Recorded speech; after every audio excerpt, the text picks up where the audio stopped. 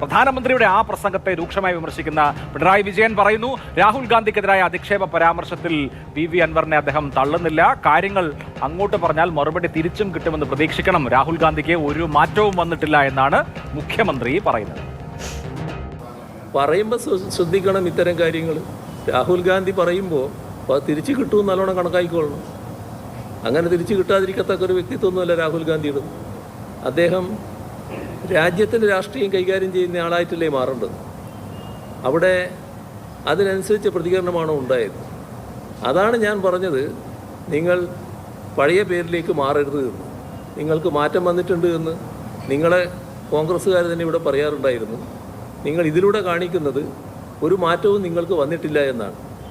ആ പറഞ്ഞത് തീർത്തും ശരിയായൊരു കാര്യമാണ്. ആ പറഞ്ഞതിൽ തന്നെയാണ് ഞാൻ നിൽക്കുന്നത്. മുഖ്യമന്ത്രി അതൊരു ന്യായീകരണമാണ്. മുഖ്യമന്ത്രി ന്യായീകരിക്കുന്ന സ്വരത്തിലാണ് പറഞ്ഞത്. ഏതായാലും അതത്ര നല്ലതല്ല. അത് ഏത് ഭാഗത്ത് നിന്നാലും. കഴിഞ്ഞ ദിവസം മുഖ്യമന്ത്രി തന്നെ പറയുന്നുണ്ടായിരുന്നു, ചില സംഭവങ്ങളെ ചിലർ പർവ്വതീകരിക്കുന്നു, ചിലതിനെ തമസ്കരിക്കുന്നു, അത് പാടില്ല, എല്ലാത്തിനെയും ഒന്നുപോലെ കാണുമെന്ന് കഴിഞ്ഞ ദിവസത്തെ വാർത്താ സമ്മേളനത്തിൽ മുഖ്യമന്ത്രി തന്നെ മറ്റൊരു വിഷയമായി ചേർത്ത് പറയുന്നുണ്ടായിരുന്നു. അതുപോലെയെങ്കിൽ ഇതും തള്ളിപ്പറയേണ്ടത് തന്നെയാണ് എന്ന കാര്യത്തിൽ ഒരു തർക്കവുമില്ല. തീർച്ചയായും.